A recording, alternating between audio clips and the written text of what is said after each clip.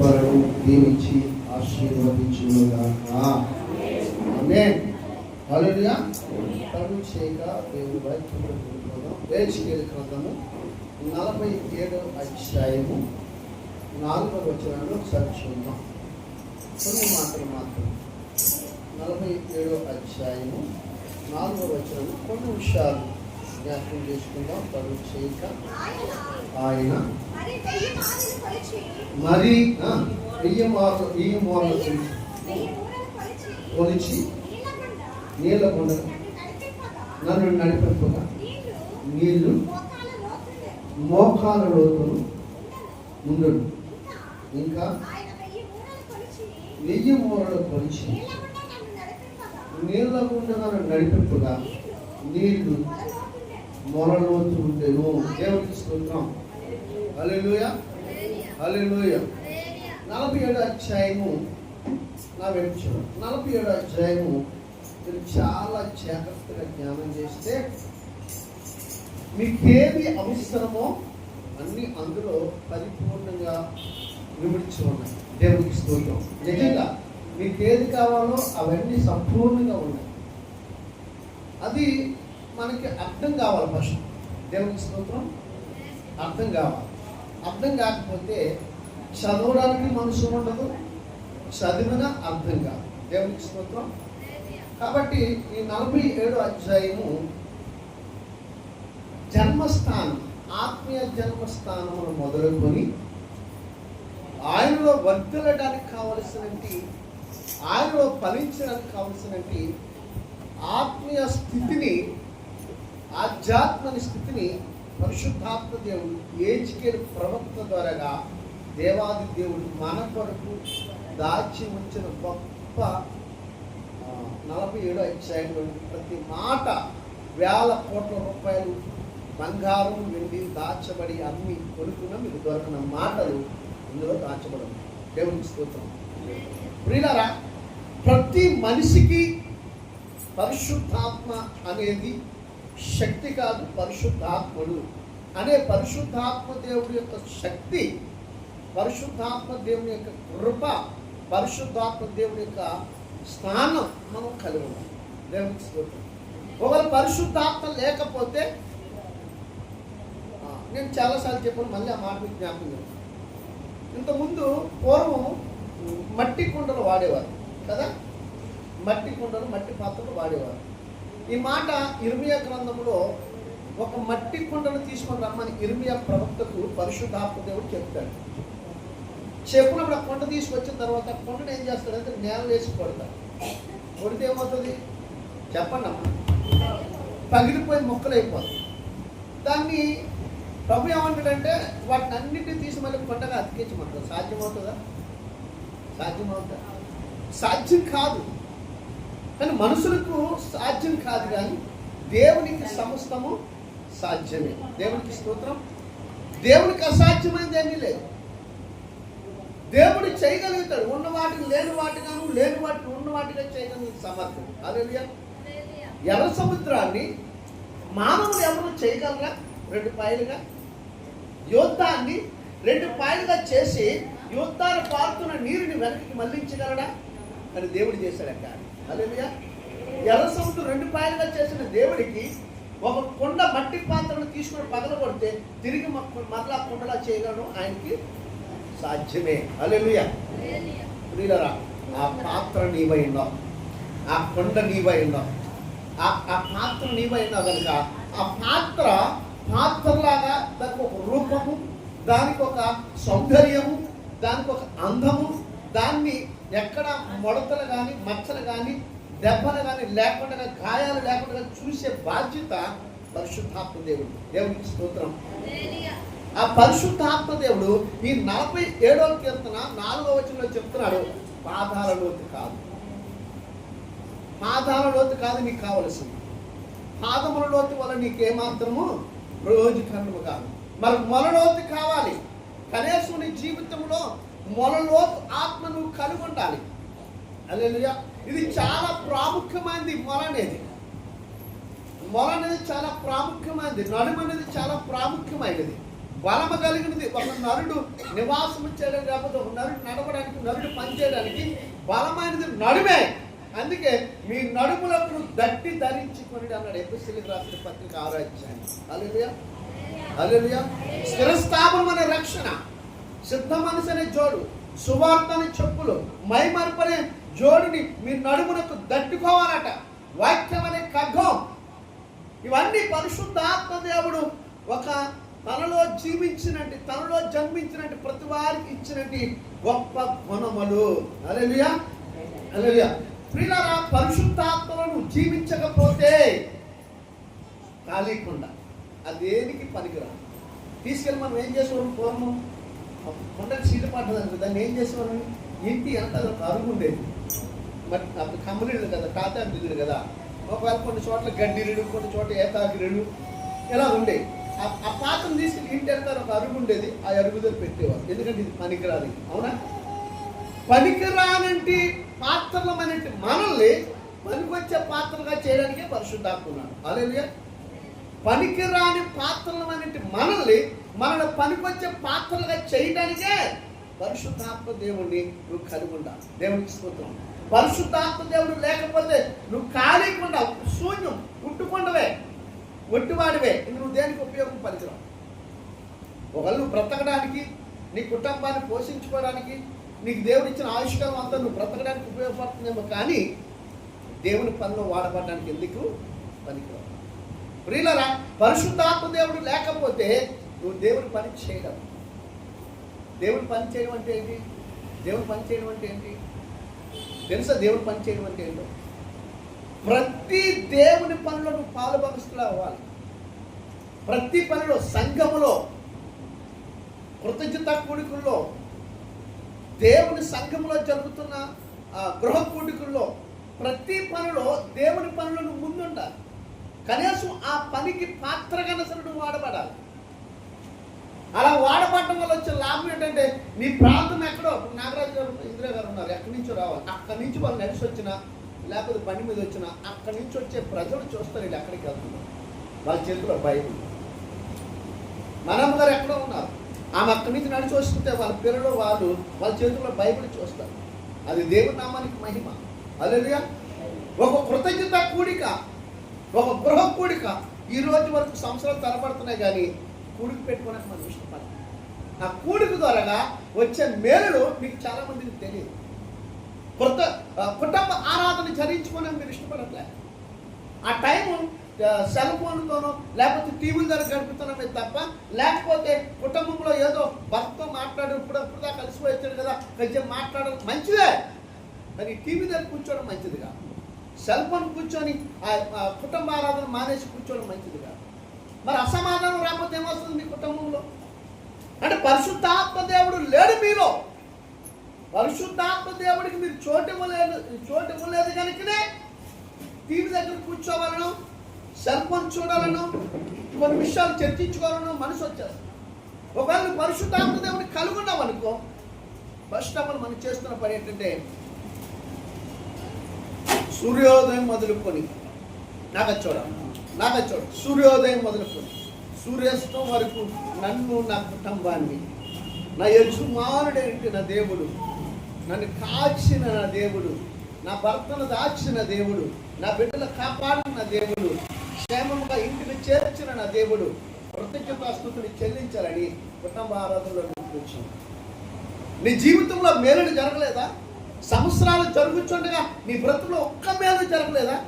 ఒక్కటి నాకు జరగలేదని వాళ్ళు చెప్పండి చూద్దాం. కనీసం సంవత్సరానికి 1-2 సార్లు గృహ కూడుకులు పెట్టుకోవాలి. గృహ కూడుకులు పూర్తిగా మర్చిపోయాం. ఆశీర్వాదాలు ఎక్కడి నుంచి వస్తాయి? సంఘం అంతా అడుగు పెడితే వారితో పాటు దీవులు మీ ఇంటి మీదకి వస్తుంది. వారితో పాటు మీ ఇంటి మీద దీవులు వస్తుంది. ఎందుకో తెలుసా? ప్రభువు అని చెప్తాడు, ఏ ఇల్లు యోగ్యమైందో ఆ ఇంటికి వెళ్ళి మీరు బస చేయండి అన్న. అయోగ్యమైన ఇల్లు అయితే, అయోగ్యమైన కుటుంబం అయితే మీ పాదధూళి తెలిపి మీరు తిరిగి రండి. ఆ ఇంటి మీదకి వెళ్ళవలసిన ప్రతి ఆశీర్వాదం మీ వెంట వస్తున్నాను. దేవునికి స్తోత్రం. మనం ఏం పోగొట్టుకుంటున్నాం? మనం ఏం కోల్పోతున్నాం? మనకు అర్థమవుతుందా? ఆశీర్వాదాలు కోల్పోతున్నాం. ఆదివారం వెళ్తున్నాం, వస్తున్నాం, శుక్రవారం మాటే లేదు. ఇంకా కనీసం వచ్చే ప్రతి శనివారం వచ్చే సిద్ధపాటు కూడికన్నా రండి. వచ్చే శనివారం నుంచి పెడతా. సిద్ధపడండి. రేపు ఆదివారం కదా, ఒక గంట సేపు, ఎక్కువసేపు కాదు, ఒక గంట సిద్ధపాటు కూడికన్నా రండి. అసలు ప్రపంచంలో మనకున్న బిజీ ఎవరికీ లేదు. దేవునికి స్తోత్రం. ఎక్కడో ఏదో జరుగుతుంది, దాన్ని సెల్ ఫోన్ పెట్టుకుని గంట సేపు అక్కడ చూస్తాం. చిన్నదా అంటాం, కానీ గంటన్నర చూస్తాం. ఆ గంట సేపు నువ్వు దేవునికి ఇస్తే అది నీకు ఆశీర్వాదం. ఏదైపోతే నీకేంటి? ప్రార్థించే. నీకు అంత భారం, అంత కష్టం, అంత బాధ అనిపిస్తే వాళ్ళప్పుడు ప్రార్థించాయి. అయ్యో ఇలాగ అయిపోతాను, అలాగ అయిపోతాను అని ప్రార్థన చెయ్యం. చూసి బాధపడిపోతూ ఉంటాం. చూసి మనలో మనమే ఎమోషన్స్ అయిపోతూ ఉంటాం. దేవునికి స్తోత్రం. నీ ఎమోషన్స్, నీ బాధ నీ కుటుంబం కొరకు ఉండాలి, నీ ఆత్మీయ జీవితం కొరకు ఉండాలి. కీర్తనలు రాసిన గ్రంథము 4వ అధ్యాయం. కీర్తనలు రాసిన గ్రంథము 4వ అధ్యాయం. పరిశుద్ధాత్మలో జీవించే వ్యక్తి ఎలా ఉంటాడో మీకు చెప్తాను. 6వ వచనాన్ని చూడండి. మాకు మేలు చూపువాడు ఎవడని అనేకులు, కలిగివారు అనేకులు, యెహోవా నీ సన్నిధి కాంతి మా మీద ప్రకాశింపజేయము. హల్లెలూయా. దేవుని స్తోత్రం. దేవుని సన్నిధి కాంతి మన మీద ప్రకాశింపజేస్తే భక్తుడైన జకర్యా అంటాడు 4:6 ఒకసారి చూడండి. దేవుని సన్నిధి మన మీదకి వచ్చినప్పుడు, దేవుని ప్రసన్నత మన మీదకి వచ్చినప్పుడు, దేవుని శక్తి మన మీదకి వచ్చినప్పుడు చూడండి తొందరగా. జకర్యా 4:6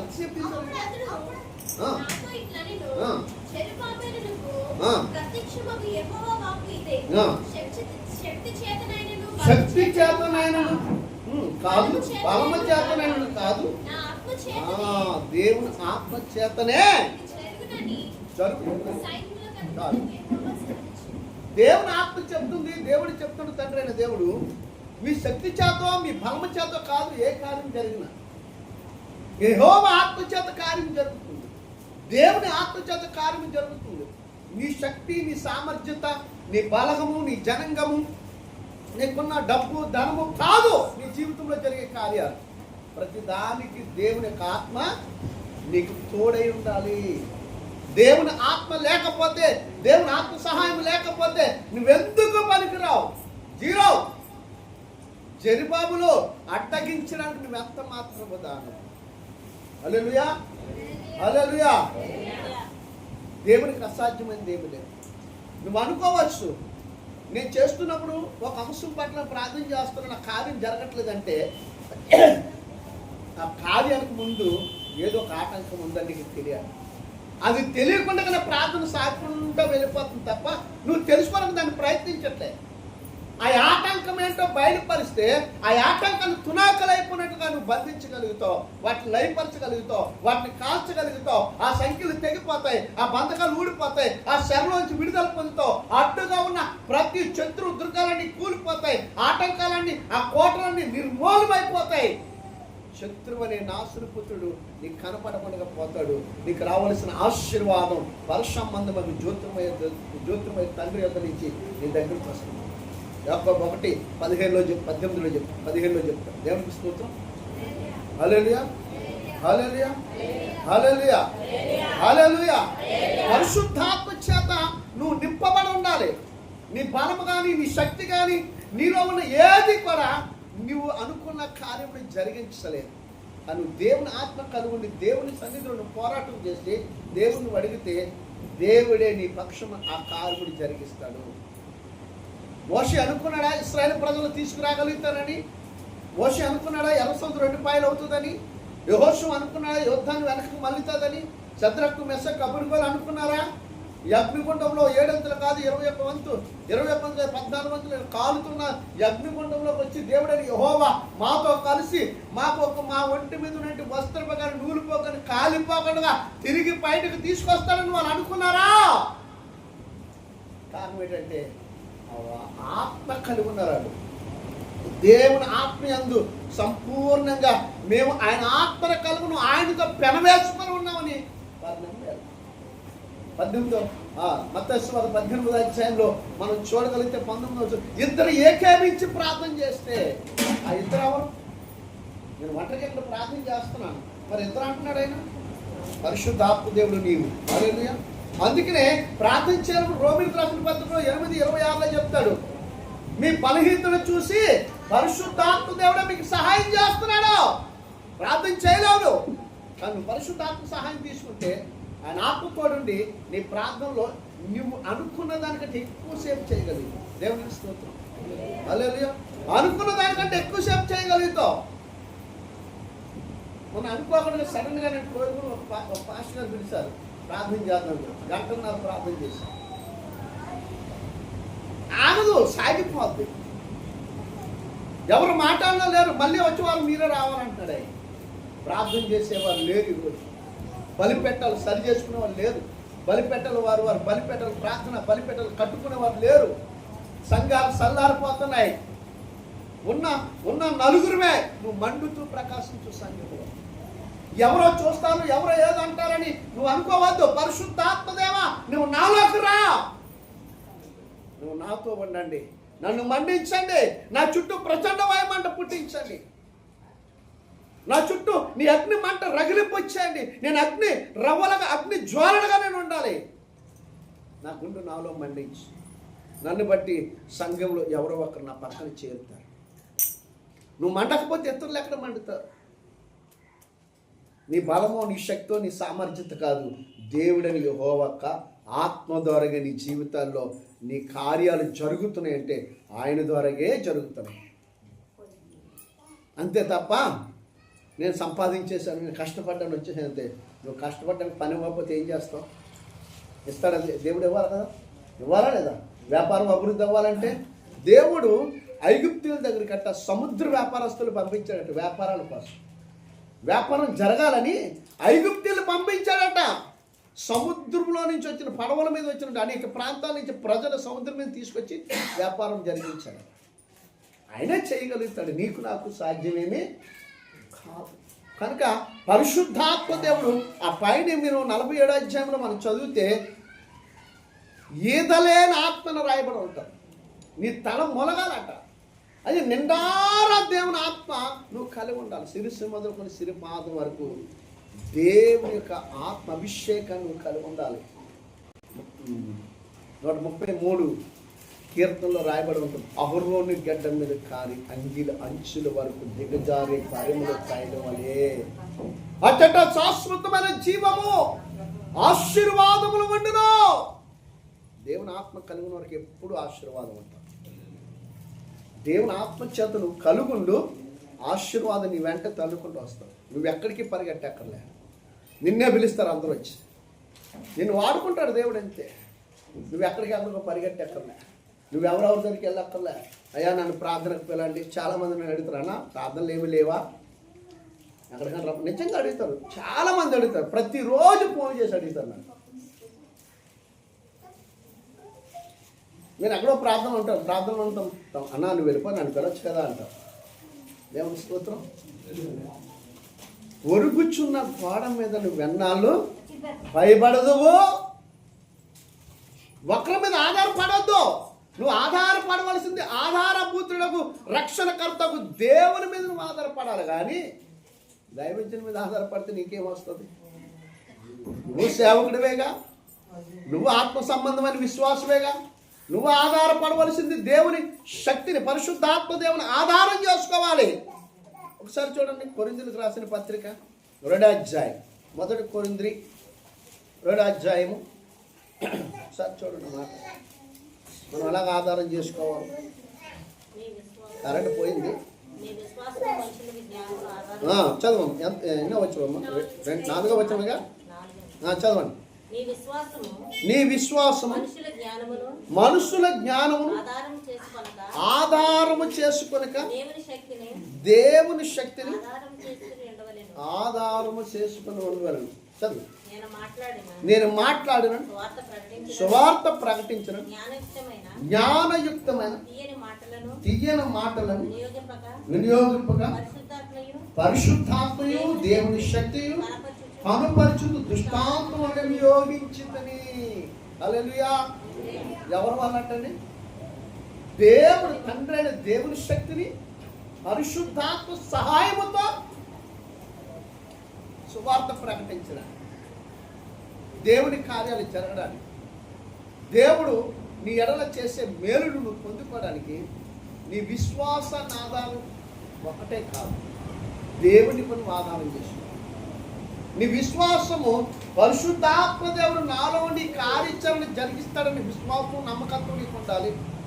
పరిశుద్ధాత్మ దేవుడు నాతోనే ఉన్నాడు, ఈ కార్యం తప్పగా జరుగుతుందని నీకు పరిశుద్ధాత్మ దేవుడు నువ్వు ఆధారం చేసుకోవాలి. తండ్రి అయిన దేవుని యొక్క ఆధారం కలిగి ఆ శక్తి నువ్వు కలిగి ఉండాలి. హల్లెలూయా. దేవుని శక్తిని ఆధారం చేసుకోకుండా నీ కార్యాలు జరిగిపోవాలంటే జరగదు. దేవుని ఆధారం చేసుకోకపోతే నువ్వు వెళ్ళే ప్రతి పనిలో నీకు జయం ఉండదు, వెళ్ళే ప్రతి పనిలో విజయాన్ని పొందుకోలేవు. ఇశ్రాయేలు ప్రజలు ఒక మాట చెప్తాను చూడండి, మీకు అర్థం అవ్వాలని. న్యాయాధిపతిలో 12 చూడండి.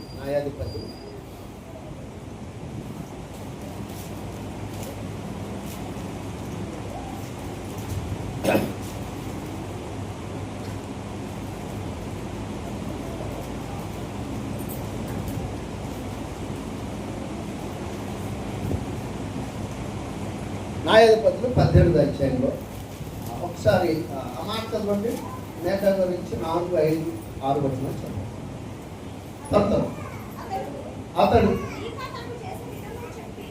అతడు మీకా తనకు చేసిన విధమును చెప్పి, మీకా నాకు జీతం ఇచ్చుచున్నాడు, నేను అతనికి యాజకుడై ఉన్నానని వారితో చెప్పి, అప్పుడు వారు మేము చేయబోవు శుభమునో కాదో మేము తెలుసుకున్నట్టు దయచేసి దేవుని యొద్ద విచారించమని అతను అనగా, ఆ యాజకుడు క్షేమముగా వెళ్ళండి, మీరు చేయబోవు పని యెహోవా దృష్టికి అనుకూలమైనదని వారితో చెప్పను. నువ్వే ప్రాంతానికి నేను, నువ్వెక్కడికన్నా నేను, నువ్వు వెళ్ళే పనికి వెళ్ళే ముందు దేవుని సేవకుని దర్శించి దేవుని సేవకులతో నీ విషయాన్ని వ్యక్తపరిచి దేవుని సేవకులతో మాట్లాడి ఆ విషయం ప్రార్థించమని చెప్పి